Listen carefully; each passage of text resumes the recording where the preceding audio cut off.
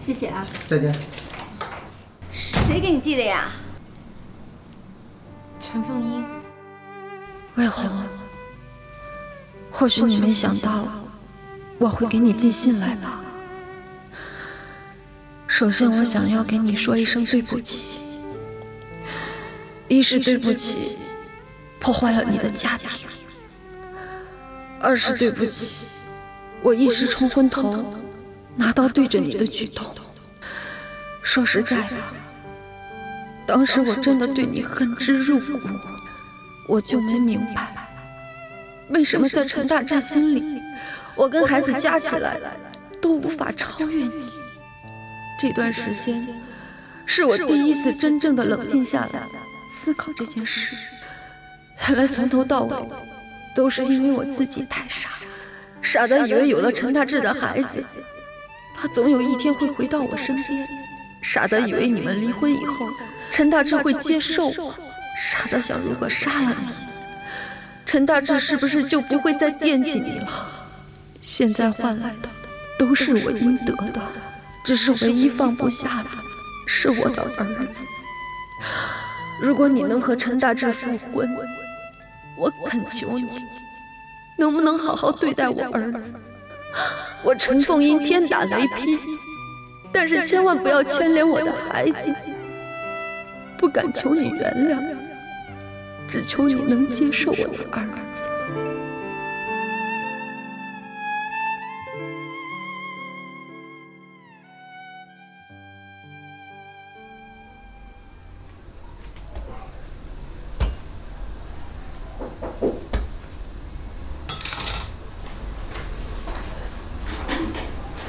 来了，我要烧水的，你进来吧。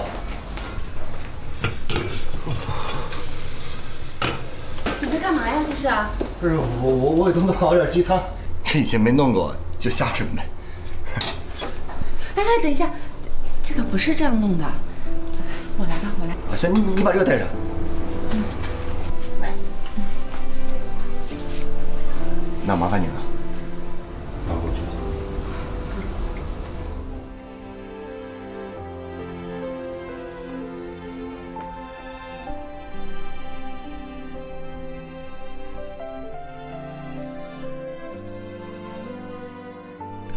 东东，来，赶紧吃饭。前2天我收到一封信，是陈凤英寄给我的。他说什么了？他说，他终于想通了，希望我们俩能好好照顾东东。他现在最担心的就是东东，他应该还不知道东东不会开口讲话了吧？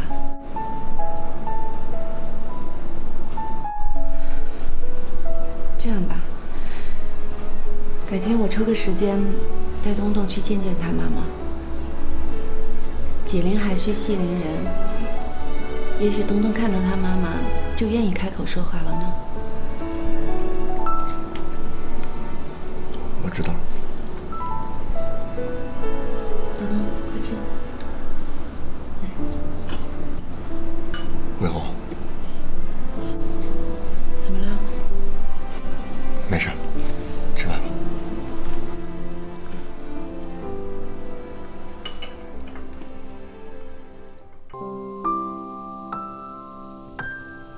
东东怎么样了？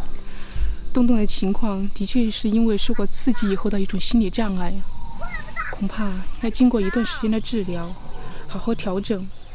不过你放心，只要突破障碍，他会好的。无论想什么办法，请你一定治好他。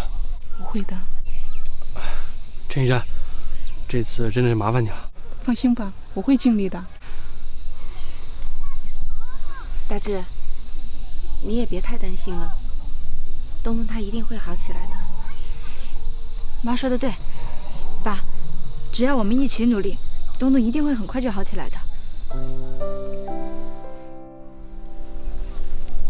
东东，爸爸一定会治好你的。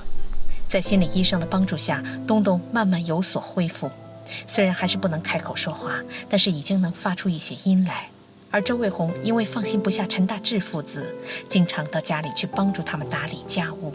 尽管陈大志和周卫红并没有摊开说和好的事情，可是他们之间的关系似乎就像回到了当初的日子。菲菲，这一次呢，你帮了叔叔一个大忙，我敬你。叔，别这样，其实我也没做什么。你们呐都不要太客气了，都是一家人，赶紧吃饭啊！妈，你刚说什么？我说赶紧吃饭，快吃。其实我觉得现在这样挺好的，感觉你们俩没有离婚，咱们一家人还跟以前一样，坐在一起开开心心的吃饭。说实话，你们心里还有对方吧？虽然经历了这么些事儿，但毕竟在一起这么多年，你们对彼此的感情自己心里最清楚。爸妈，不管你们能不能复婚，我都希望你们能跟着自己的内心走。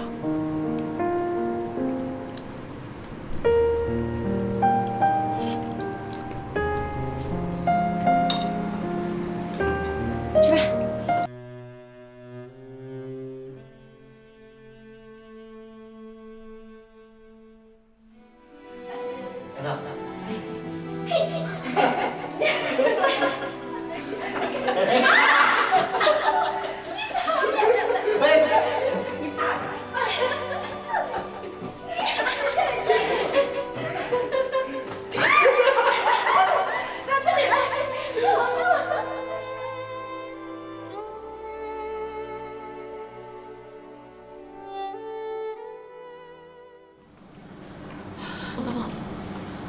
东东，怎么是你带东东来的？大志呢？大志他培训班那边有点急事，暂时还过不来。他知道您很想念孩子，又怕耽误时间，所以就叫我带着孩子过来了。东东，你怎么不跟妈妈说话呀？你怎么不叫我呀，东东？东东，陈凤英，今天我带孩子过来，是想跟你说一件事情。他那天在医院看到你，从那天以后，他就不会开口说话了。怎么会这样？怎么会这样？医生说，他是因为受了太大的刺激。怪我，都怪我。东东，东东，妈妈对不起你，东东，东东。不过你也不要太担心了，大志他已经找了一个心理医生，来帮助东东突破这个障碍。都怪我自作孽，伤了大志，还害了东东，自己还要在牢里蹲2年。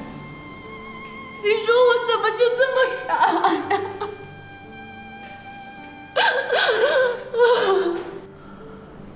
其实我今天带东东来是想，也许只有你才能解开他的心结，让他尽快的开口说话。我真傻，到现在我都想不通，我当时是怎么想的？怎么会做出这种事情？还好大志没事，不然我一辈子都不会心安。可是老天爷为什么会惩罚在我的孩子身上？这都是报应，都是报应。卫红，你说我该怎么办？东东要怎么样才能好起来？多陪孩子说说话吧。东东，东东，妈妈做错了事，妈妈保证以后再也不会这样了。等妈妈出去以后，一定改正。妈妈也得到了应有的惩罚。等我出去以后，我们一定开开心心的生活，好吗？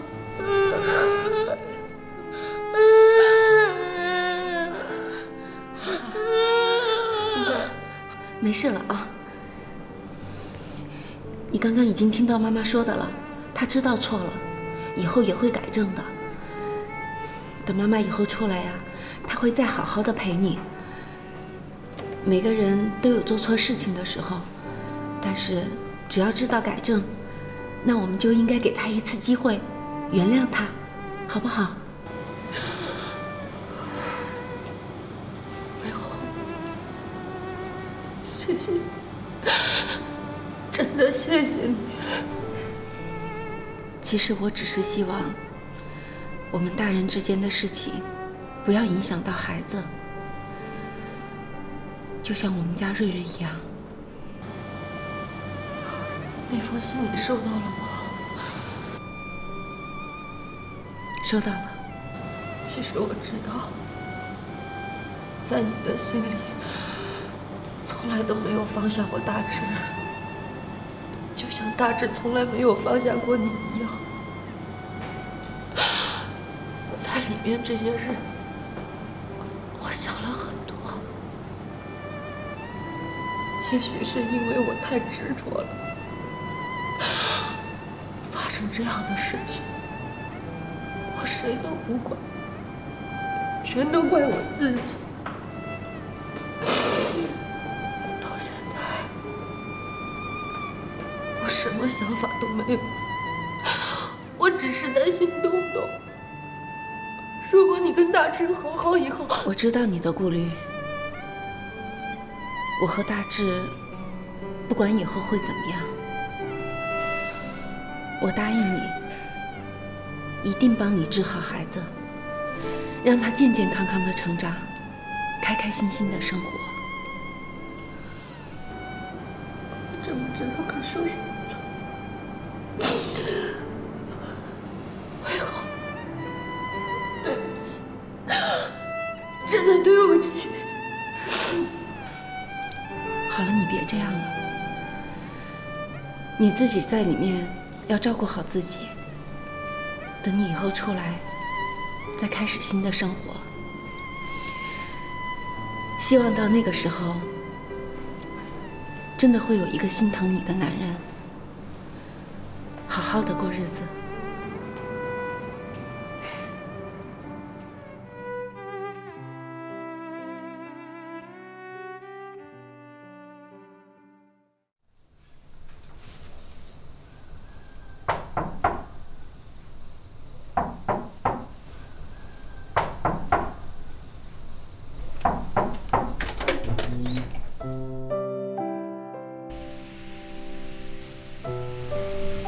你快进来。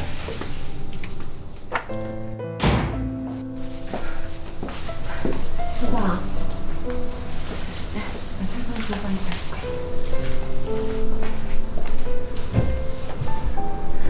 我看看，字写的不错呀。没有。我是路过超市，看到里面在打折，就顺便给你买了一点菜。前几天你不是说要把东东送到托管中心去吗？我仔细想了一下，是这样的，我哥和我嫂子都已经搬走了，现在我一个人在家里也挺无聊的，所以我在想，要不然就把东东送到我那儿去，我亲自辅导他。真的？那太好了。主要我还觉得东东在你这儿饭都吃不好，而且你这里这么小，天气马上热起来了，我担心孩子他受不了。要不然你也一起搬回去吧。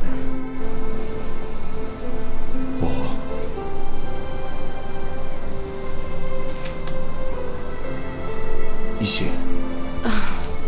我就是顺口那么一说，你要是觉得这儿方便的话，就随你吧。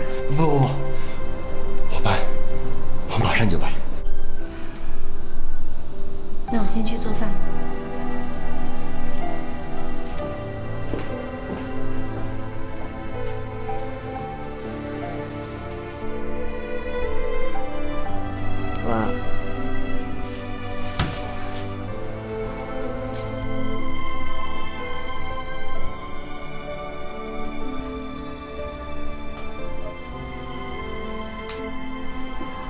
东东，你刚才说什么？爸，你可以说话了，你可以说话了，东东。喂，嫂子啊，我也正打算给你打电话呢。我跟你说件事儿。嫂子，是这样的，我那个明天啊是瑞瑞的奶奶过生日，我打算回去给她庆祝一下。完了，我就想找你和哥聚一下，有什么事儿明天再说吧。我这儿拎着东西呢。你怎么还会去跟那个老太婆过生日啊？哎，我说你嫂子，我就知道你肯定会说我。不过再怎么说，那也是大志的妈呀，我总不能一辈子这么跟她僵持着吧。再说了，我跟大志都结婚那么多年了，他应该也不会再为难我了吧？我跟你说的事情就是跟她有关。有个叫陈凤英的女人，和你婆婆走得特别近。最奇怪的是，这个陈凤英啊，她没有结过婚，但是身边带着个孩子。这个孩子呢，跟你婆婆特别亲。我觉得这里边会不会有什么问题？不是，嫂子，是你想的太多了吧？我还不是担心你，你要是不信的话，你自己回去看嘛。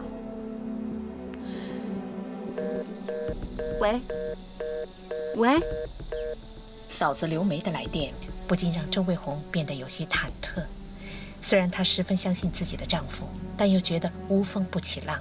思来想去，她认为自己有必要借着去给婆婆庆祝生日之机一探究竟。不错啊，东东，这次考试呢考得非常好，给你点奖励吧。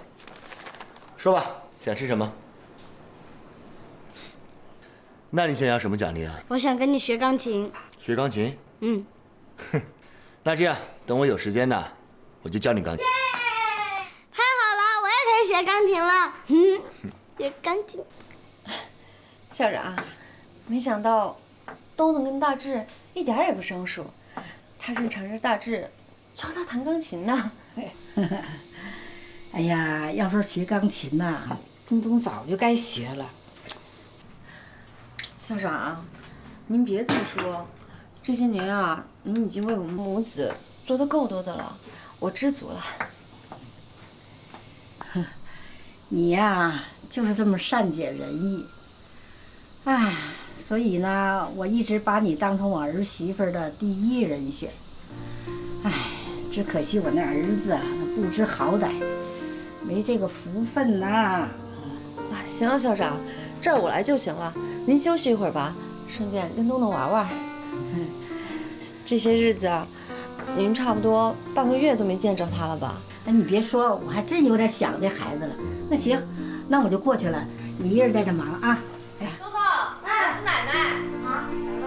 哎呦，我的好孙子，坐，把沙发借我去啊。好，来吧，坐到这儿。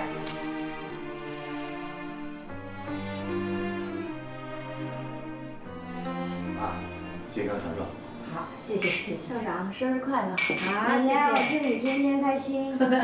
开心，有东东陪着奶奶呀，奶奶天天都开心。来，东东，奶奶给你加个大虾啊！来了，来，谢谢。啊，我去开门。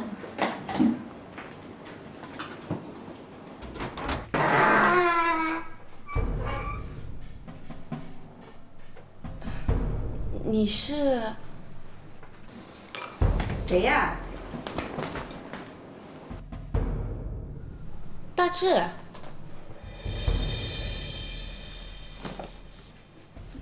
你怎么回来了？你不是说你出差去了吗？对啊，我出差去了，但是我工作比较顺利，然后我看这个时间太早了，我就回来给妈过个生日。你站着干嘛？你看你这大包小包的，来给我。妈，我给你买了些保健品，还有这个礼物，送你喜欢。好，谢谢谢谢。这位是？我给你介绍一下哈，那个这位是，是我妈的学生，然后呢，那个平时帮我妈一块工作，现在啊，人家是教务主任了。啊，那得好好感谢一下人家。老站着干嘛？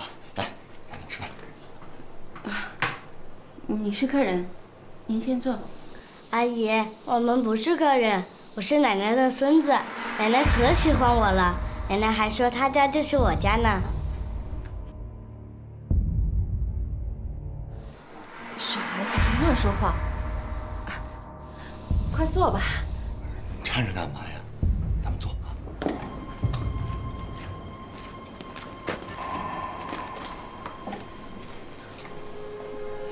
小朋友，你叫什么名字呀？我叫陈东。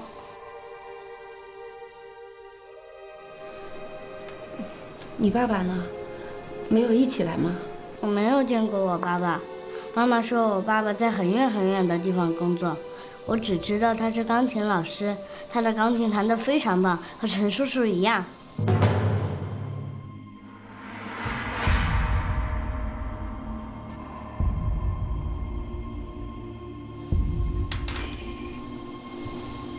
阿姨，你看，这是我爸爸送给我的吊坠。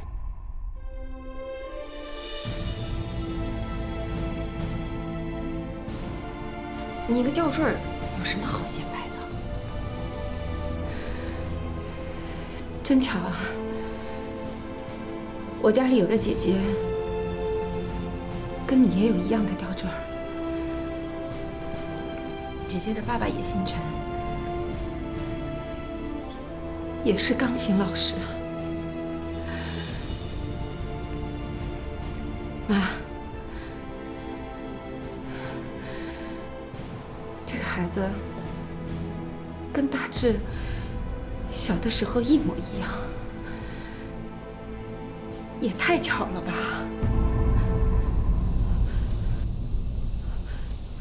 大家快吃饭吧，菜都凉了，尝尝我的手艺如何？不知道的还以为你是这里的主人呢。周卫红，过分了啊！你是来给我庆生的，还是来搅局的呀？到底是我过分还是谁过分？陈大姐，这个孩子，还有这个女人，跟你是什么关系？我20年前我就说过，小市民出生的你没有修养，现在看来你一点没改，而且越来越像个泼妇了。我是泼妇，妈。再怎么说，你也是一个县中学的校长吧？您的修养应该比很多人都高吧？您再不喜欢我，我也是您名正言顺的儿媳妇。我真没有想到，你居然会这么纵容你的儿子胡作非为。你放开！陈大志，来之前我就已经听说了，可我根本就不愿意相信。不过现在我知道了，我终于知道你陈大志到底在外面干了些什么事。哎，卫红，卫红，卫红，你有什么资格来教训我？先生，你没事吧？本来想开开心心跟你过个生日的，可是没想到。行了，反正这事儿啊，肯定会被他知道的。魏红，魏红，你怎么一声不吭的就过来了？来破坏了你的好事吗？陈大志，你行啊，学会撒谎了，骗我说出差，结果是别有用心。你要是嫌弃我了，你可以告诉我，我周卫红绝对不会缠着你。可是你居然把我蒙在鼓里，你太过分了！不是魏红，你听我解释，我不是存心要骗你。那我问你，那个东东是不是你的儿子？你说呀！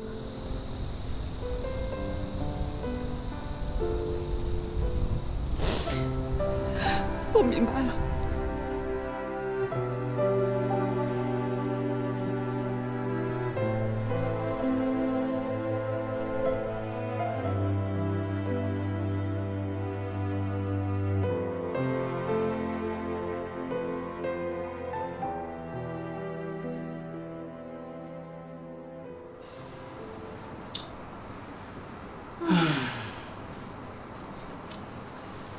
这以后啊，咱们就指望着这点钱过日子了，怎么办呢？怎么办？我以前让你省着点，省着点儿啊，不要去攀比，少打麻将，别买那么多化妆品。啊，你老是不听，现在知道了吗？你就知道说我哪次打麻将不是赢多输少啊？况且，我弄我这张脸，我还不是为了出去不给你丢脸。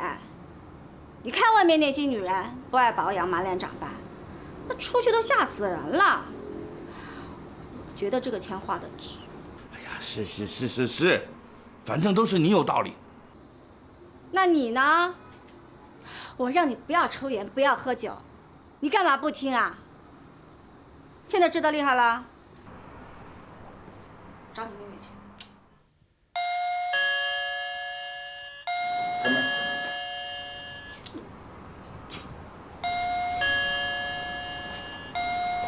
来了。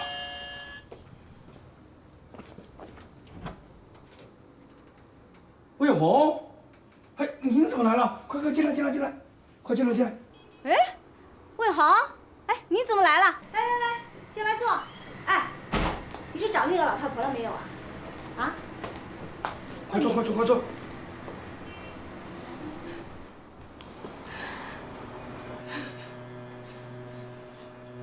听了周卫红的哭诉，哥嫂两人愤怒不已。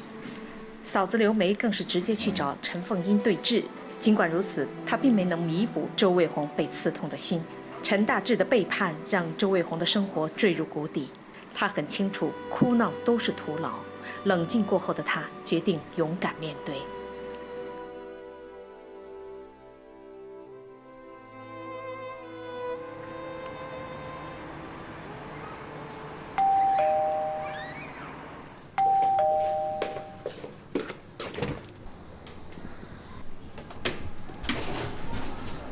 怎么是你？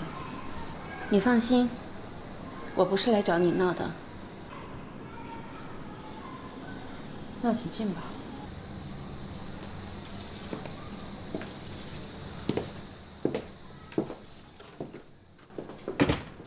阿姨好。东东，你先回房间。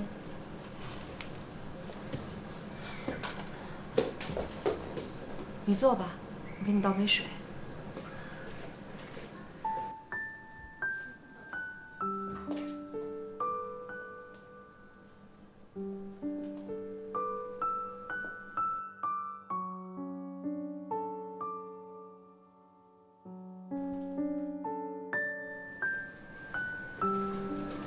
去喝水，谢谢。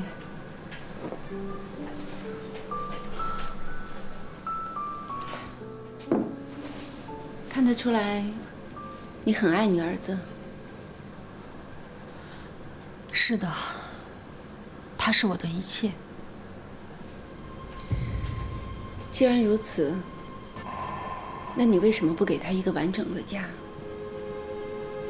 据我所知，你到现在都还没有结婚。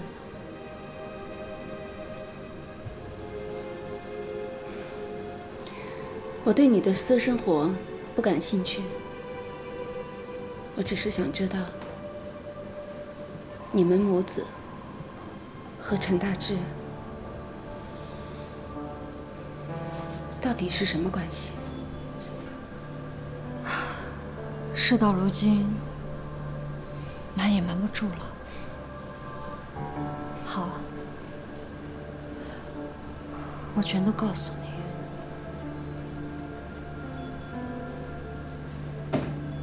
我跟大志从初中到高中一直是同班同学，他是班长，我是学习委员。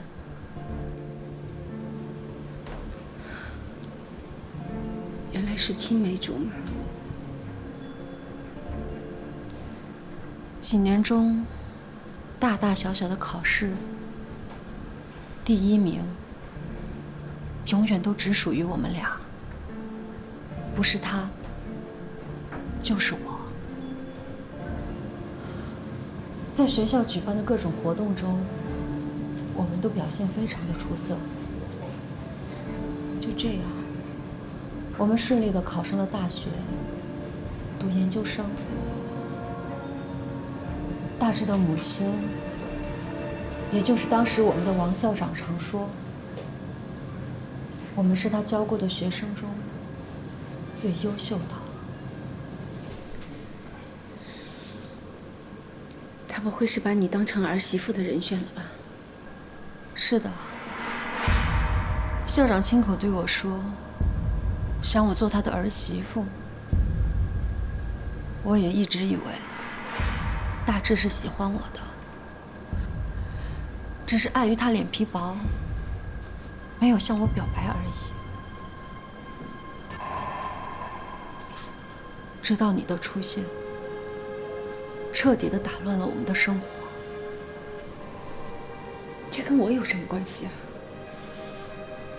你把大志迷得神魂颠倒，为了你，他不惜与自己相依为命的母亲翻脸。那时的校长有多伤心，多失望，他连死的心都有。可我和大志是真心相爱的。你既然爱他，就应该为他着想。在事业上，你帮不了他也就算了，可在生活上，你真正的关心过他吗？除了你和小瑞，校长是他唯一的亲人。可是你对以前的事一直耿耿于怀，这让大志夹在中间，非常为难。8年前，大志想把他患有心脏病的母亲接过去跟你们共同生活，没想到却遭到你断然拒绝。我根本就不知道大志的妈妈有心脏病。大志他只是跟我说他妈妈身体不好。我当时在想，老年人有个头疼脑热也是正常的。再说我是真的很怕跟他住在一起，所以我让大志去给他请一个保姆，所有的费用由我们来出。保姆？你以为保姆可以代替自己的亲人吗？看着从小把自己拉扯大的母亲，身体一天比一天差，而自己却不能留在身边尽孝。大志郁闷极了，以至于在那年的同学会上，他借酒消愁。见我醉得一塌糊涂。没事，我没喝醉。那你们慢慢玩，慢慢喝，玩高兴啊！再见再见啊！再见再见，再见同学再见。慢点，大志。没事，我没喝醉。你以后别喝这么多了，我送你回去。我不回去。我看见我妈成天愁眉苦脸的，我心里难受。我不回家。我不回去。行，不回去，走吧。不回家。慢点。哎，小心。哎，等一下。哎呀，慢点，慢点。哎，小心点，快躺下。哎。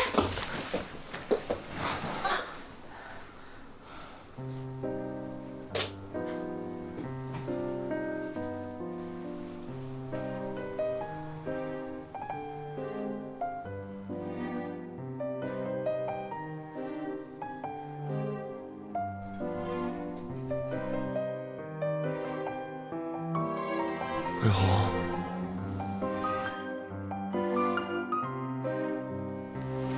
魏红，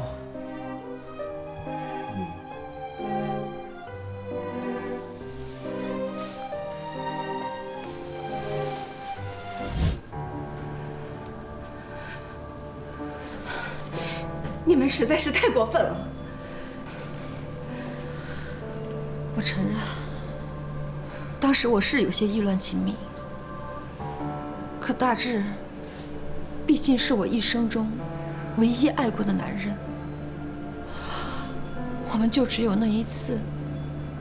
我发誓，就只有那一次。第二天，大志酒醒以后，留下了一封信，就离开了。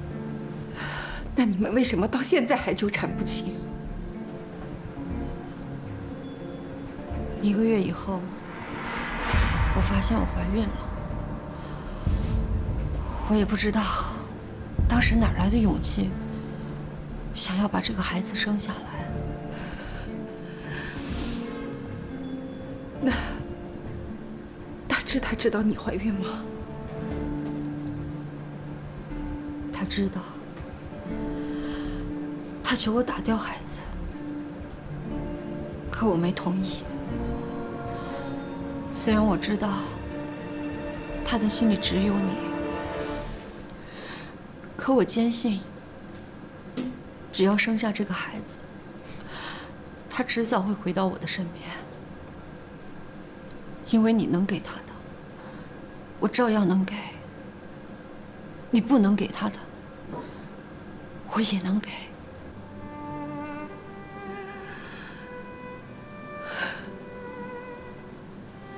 难怪他一直不让我跟他一起回来。我真傻。得知事情真相的周卫红彻底崩溃了。她和丈夫陈大志一直是同事和朋友眼中的模范夫妻，然而让她没想到的是，对自己体贴入微的丈夫，在外面居然有了一个私生子，而且瞒了她整整7年。此时的周卫红茫然不知所措，只想一个人躲起来，痛痛快快地哭一场。于是她带着无比的伤心和委屈，踏上了回家的路。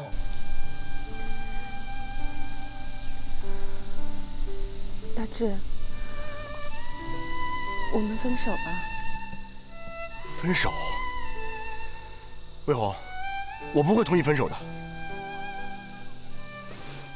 可是我们注定没有结果。我们马上结婚，我不可能让你和孩子受委屈的。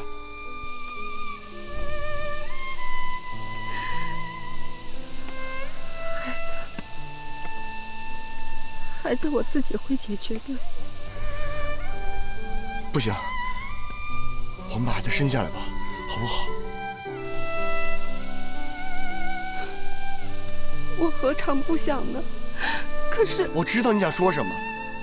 你是我的学习辅导员，你比我大3岁，关键是我妈也强烈反对，但这些都不重要。重要的是我喜欢你，我爱你，我就想和你在一起。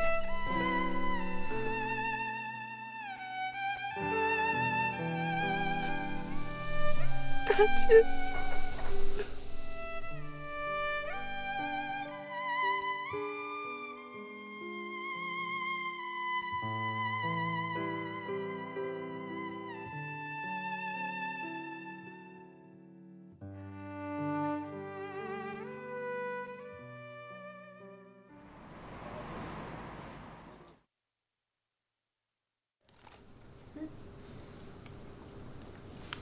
哎，你好烦啊你！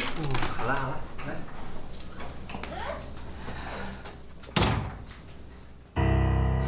陈瑞，妈，你们在干什么呀？这谁呀？阿姨，出去，出去，出去，快点！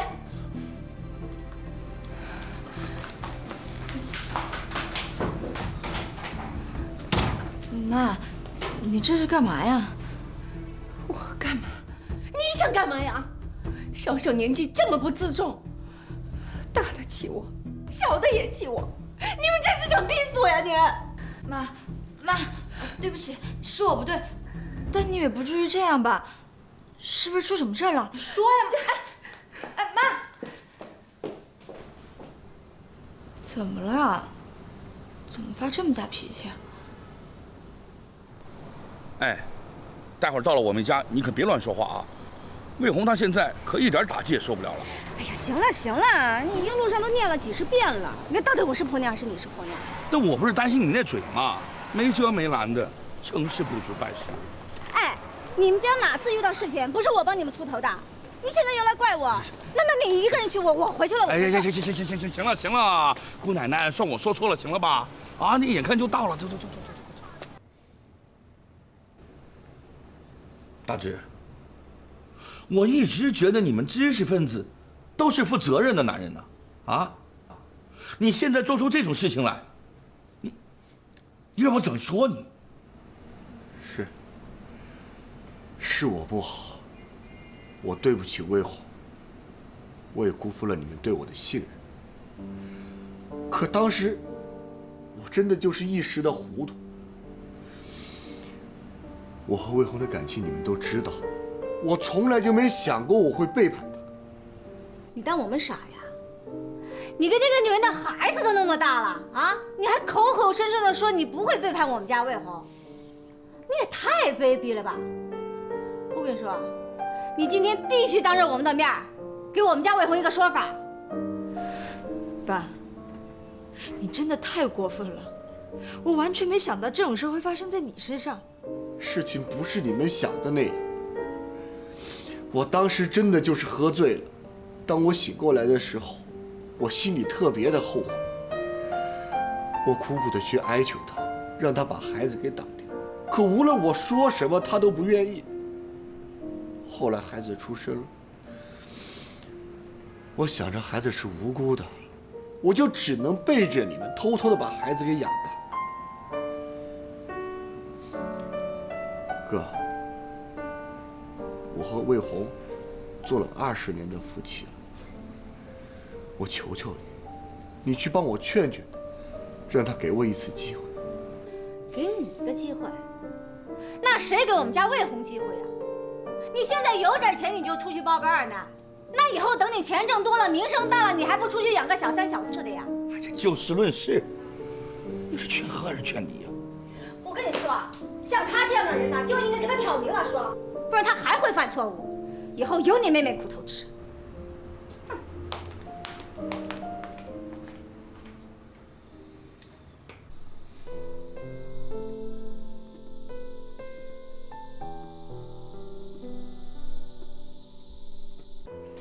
20年前我就说过，小市民出生的你没有修养。现在看来你一点没改，而且越来越像个泼妇。虽然我知道他的心里只有你，可我坚信，只要生下这个孩子，他迟早会回到我的身边。因为你能给的，我照样能给。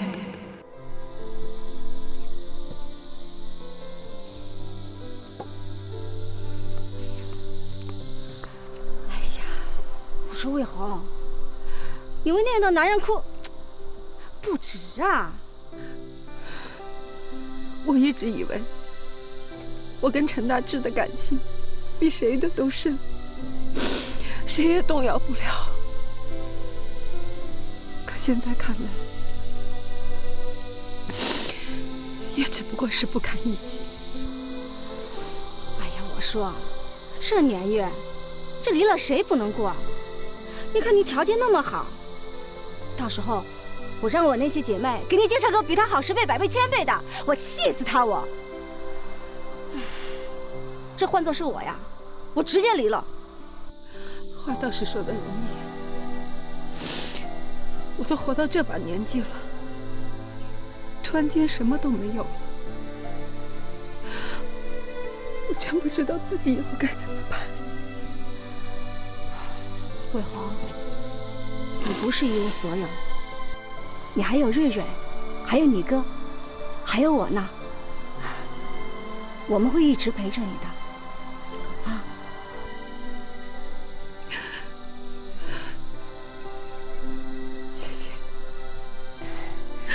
坚强点儿，啊！坚强点儿。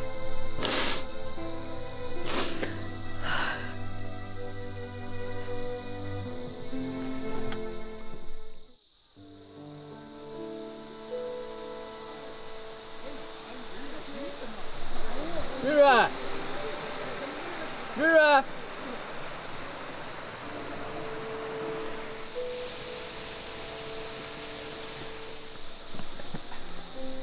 瑞瑞，来，你就别照了。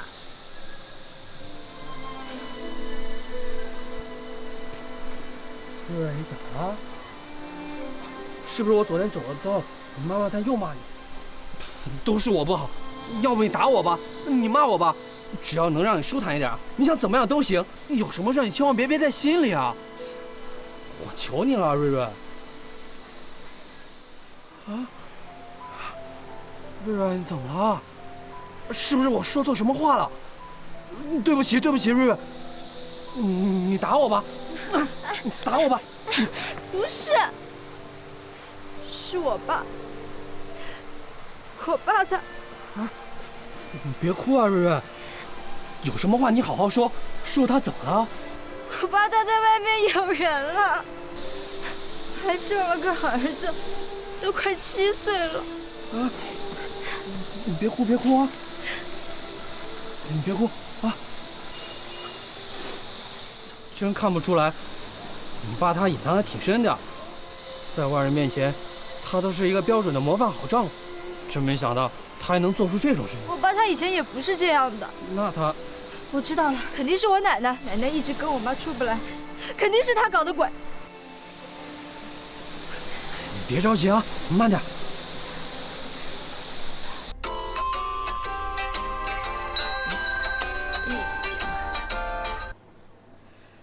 喂，瑞瑞呀，你可好长时间没给奶奶打电话了。我爸跟我妈闹翻的事你都知道了吧？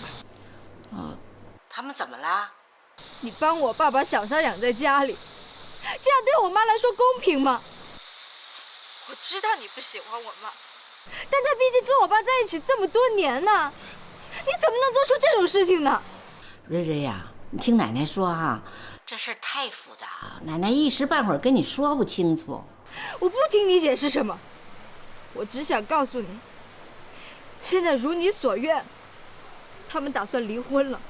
但是你有没有想过，我爸的培训学校才刚刚起步，他堂堂一个校长，传出这种事儿，对学校的影响得有多大呀？你是赶走了我妈，但是你也害了自己的儿子。哎，瑞瑞，瑞瑞。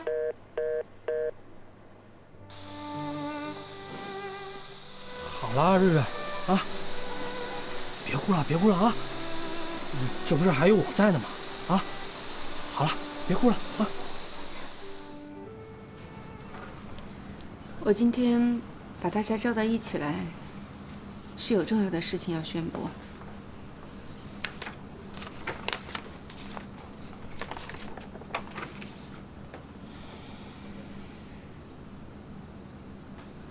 魏红，你一定要这么做吗？我已经决定了，以后瑞瑞跟着我，所以这个房子就归我。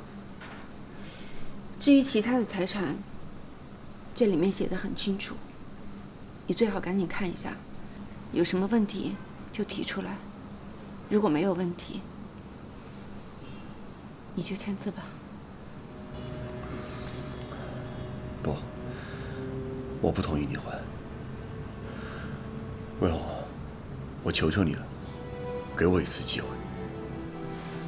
是啊，妈，爸都认错了，你就原谅他吧，他保证不会再犯了。哥，平时魏红听你的话，你能不能帮我劝劝他？这一次，我支持我妹的决定。舅舅，是我的错，这一切都是我的错。魏红，你要怎么惩罚我都可以，我都能接受。我只是不想离婚，我不想失去你和瑞瑞。哥，我求求你了，你就帮我劝劝他。事到如今，你觉得我说什么还有用吗？魏红，这一次啊，我和你哥啊都支持你。像他这样的男人，犯过一次错就会犯二次、犯三次。这何况当初还保证过一定会对你好，这结果呢？那还不是辜负了你？哼，所以啊，这保证之类的话你千万不要相信。我说呀，像他这样的男人就应该让他净身出户。我看他到时候拿什么钱去养野女人、养私生子的？舅妈，你能不能盼着我爸妈点好啊？我不想他们离婚。谁让你爸在外面朝三暮四、喜新厌旧的？你不要怕，有舅舅舅妈在呢。我就不相信这个家没了他就不转了。我和你妈都商量好了，等开学以后啊，你就住校，你妈呢就在家办个补习班，我和你舅舅就在家给这些孩子们买菜做饭。难怪你这么支持他们离婚，原来你们早就盘算好了呀！想借这机会把我爸赶出家去，你们就摇身一变变成这个家的主人了是吧？瑞瑞，你瞎说什么呢？妈，你傻不傻呀？连我都看出来他们这次来的动机不单纯了。你跟爸弄成这样，说不定就是他们在背地里搞了什么鬼呢？哎你，瑞瑞，不是你想的那样。哎，我说你这孩子你怎么那么不识好歹呀？你以为你爸的钱都是你的呀？你要搞清楚，你是个女儿，人家在外面生的是个儿子，那是陈家的香火。你妈现在做的决定那是明智的，你至少现在有房子有存款。我跟你说，到时候等你那个弟弟长大了，跟你两个分家产的时候，你哭你都来不及。我们家的事儿轮不到你跟外人来指手画脚的。哎，你表面上向着我们，心里都打着占便宜的算盘的吧？谁不知道你是唯利是图的人啊？你为了你自己的利益挑拨我爸妈的感情，这种事你不是做不出来。看来你就跟他们说的一样，你就是不要脸，你就是贱。对，我说的都是事实。你看他都干了些什么事儿啊？他就是不要脸。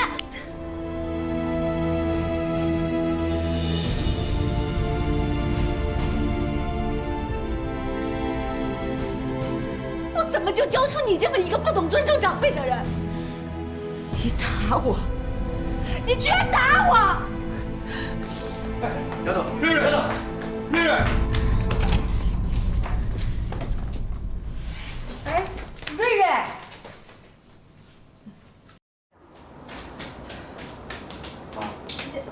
哎，你们这……妈，你怎么？找你来了。自从你嫁到我们陈家，我这可是第一次上门来找你吧？哎呀，也不知道我上辈子造了什么孽，这辈子就是跟你过不去。我曾经是不接受你这个儿媳妇儿，啊，咱们俩斗了这么多年，结果还是你厉害，你把我儿子抢走了，我成了一个孤老太婆了。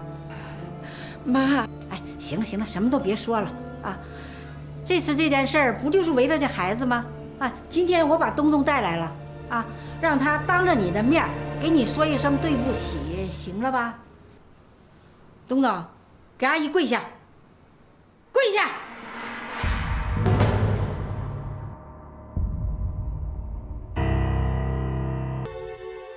现在东东已经跪在你面前了啊，请求你的原谅。你今天要是不答应的话，他今天是不会起来的。干什么呀？你干什么呀你啊？你威胁我们家魏红啊？我告诉你，我们家魏红不吃这一套。魏红，你可千万不要心软，这到时候你后患无穷的。哼，你喜欢跪是吧？那你就爱跪多久跪多久，随便跪啊。魏红，凤英苦苦的等了大志20多年，为了大志呢，宁肯终身不嫁。我当时就念及他的一片痴情，没有下决心让他把孩子打掉，结果深深伤害了你。千错万错都是我的错，要怪你就怪我，行吧？我请你呢，不要跟大志离婚。他呢，事业刚刚起，这事儿要传出去，他可就全完了，他再也经不起折腾。还有呢，不管怎么说，大志都是瑞瑞的亲爸爸吧？啊，这事要闹开了，对孩子也没有任何好处，你说是不是？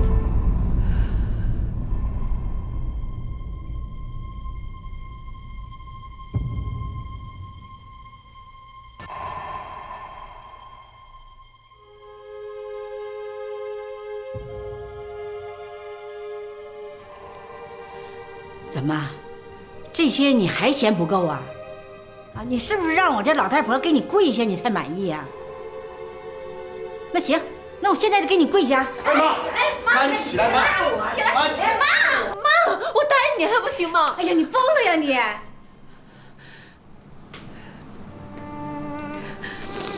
我知道我在做什么，小三。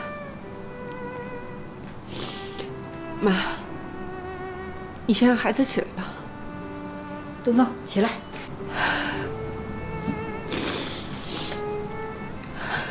我答应你，暂时不跟大志离婚。不过我只能给他1年的时间，这也算是我对他事业最大的支持了吧。其他的条件，你就不要再跟我提了。爸爸的新车怎么样啊？简直太棒了，稳重大气，跟你这种成功人士特别匹配。当然。陈大志先生，您的学生桃李满天下。不过呢，虎父无犬女。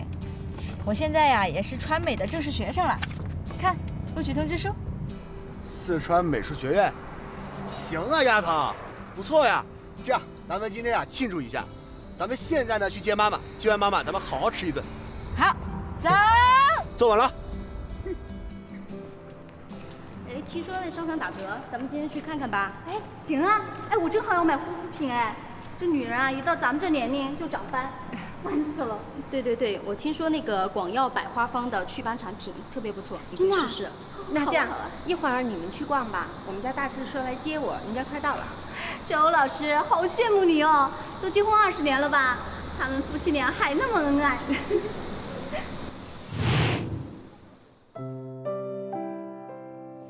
妈，老师们好。曾经是钢琴老师的陈大志，14年前辞去工作，自己开了一个钢琴培训班。经过多年的努力，在这座城市已经小有名气。他的妻子周卫红是一名小学教师，结婚20年来，夫妻俩相敬如宾。女儿陈瑞今年也如愿以偿，考上了自己心仪的大学，一家人十分幸福。可这幸福背后，两夫妻却经历了不少挫折。因为未婚先孕，导致陈大志母亲王伟兰极度反感周卫红。在两人坚持结婚后，婆媳问题成了让彼此头疼的事情。因为婆婆的处处刁难，陈大志带着周卫红搬到了城里。这些年，周卫红一直努力挽回婆媳关系，婆婆依然很冷淡，一直不和她来往。眼看婆婆的生日就要到了，周卫红想和陈大志一起回去给婆婆过生日，以缓和关系，但是陈大志却要出差，于是周卫红决定自己带着女儿一起回去。